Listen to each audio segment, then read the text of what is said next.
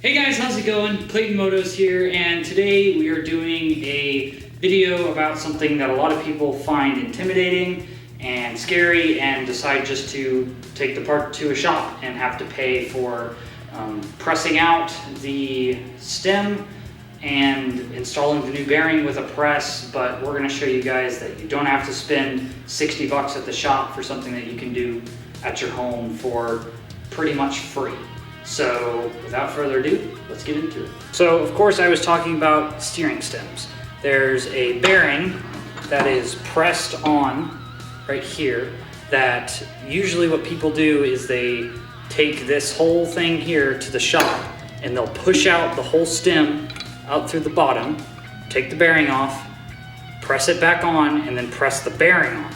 But it really doesn't take that kind of work in a hydraulic press and a shop to do it. So we're going to give you a couple different methods and then our preferred method on getting this bearing off and replaced, as well as the races inside the actual frame. But that'll be after we get this out, because this is the part that most everybody has trouble with.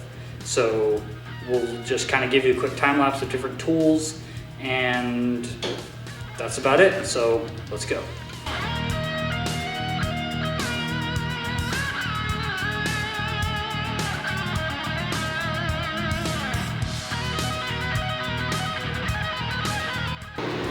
And that's a pretty common failure there. We've busted through the only part of the bearing that we had any leverage on.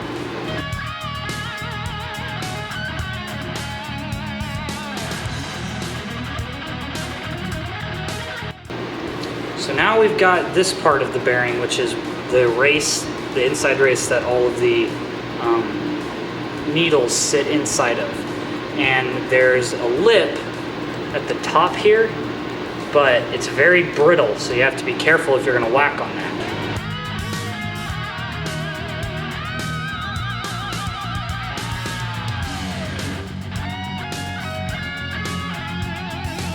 So as you can see, there's grease all on it. You can't really get an edge even with the punches. And so what we've discovered is just by cutting in some relief cuts on the actual bearing, what's left of the bearing, but not hitting the stem, you can get this off really, really simply. So that's what we're going to do now.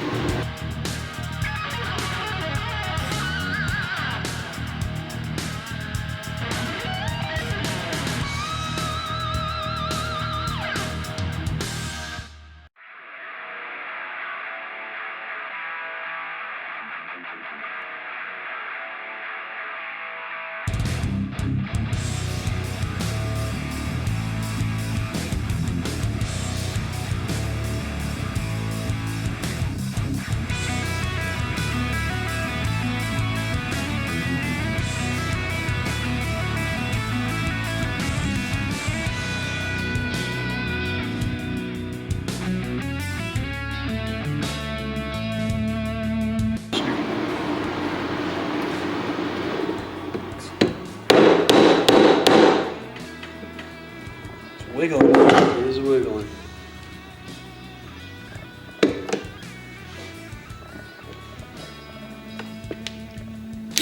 That was There it. it is. Alright, I think it broke right there. Perfect. Okay, if you got a little bit of space here, you might be able to even bang it up. There you go. There it goes. Nice. Who needs a shot?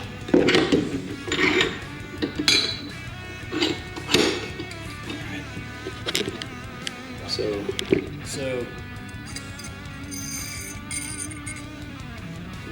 we ended up only with a little nick there and a little one there, but everything else is awesome. And this aluminum is really thick. It's probably, what, a good 1/4 inch of aluminum, so that little nick is not going to affect anything.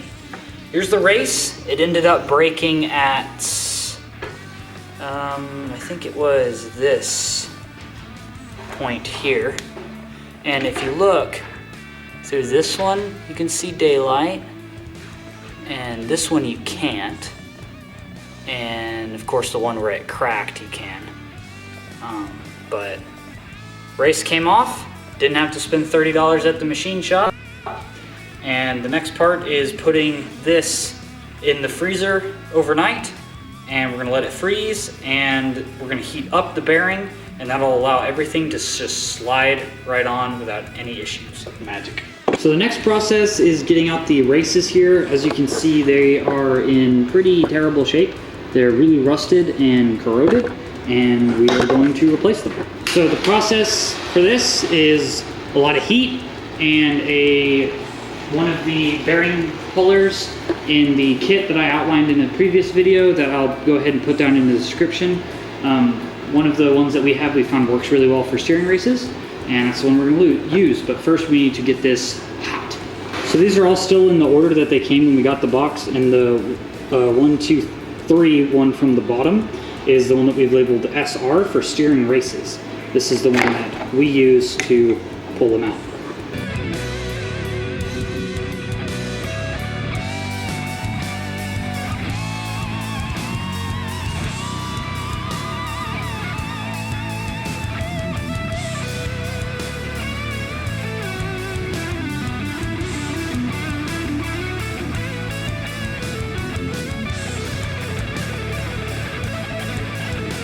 You need to make sure that the puller is not on that lip on the top, but it is on the race itself.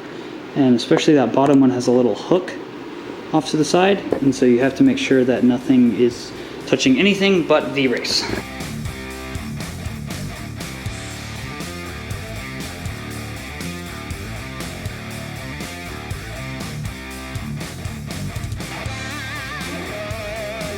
This is a part that nobody really seems to talk about, but these are the two races. This is the top race and this is the bottom race.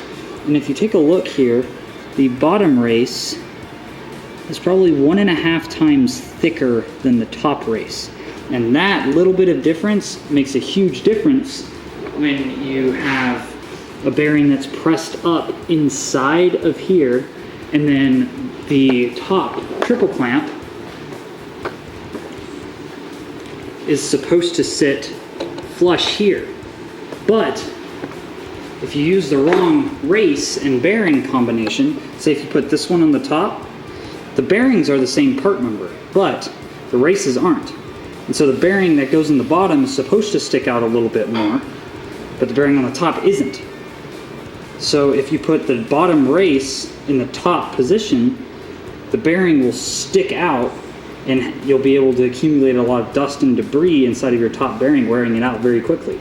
So make sure that the bearing and race that you use the same ones, and you use the bottom one where it's supposed to go.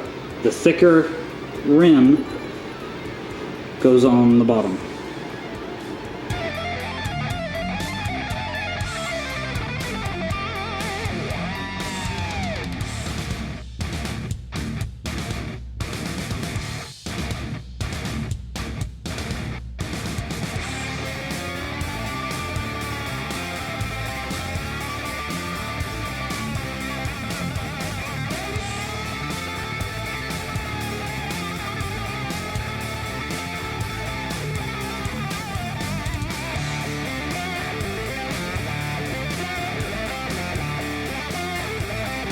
The secret here is heating up the lower bearing in a toaster oven. We've got it set at 200. We're going to bake it for about 5 minutes. Then we're going to raise the temperature by 50 degrees every time till we get to about 325, 350-ish. And then put that over the steering stem, which is at 0 degrees Fahrenheit in the freezer. And it should just slide right on. And if it needs a little bit of encouragement, we can just tap it with a center punch, and that'll get it right over. So we're gonna go ahead and let that cook. Okay guys, we've got our new seal put on the bottom. You definitely do not want to forget that. And we're gonna take the bearing out of the toaster. Like that. Bring it over here. I've got welding gloves on, so I'm gonna pick it up. Ooh!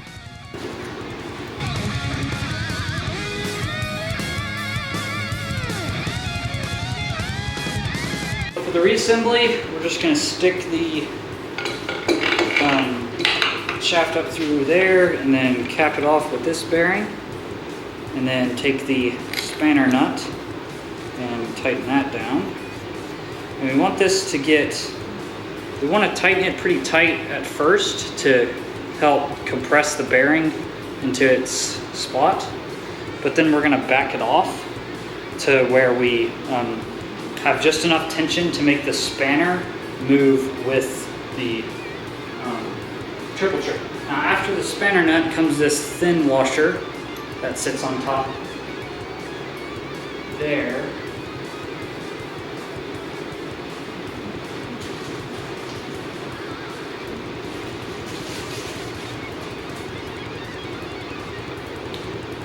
Unless you're smart, you will remember that there is another seal plate that goes on here.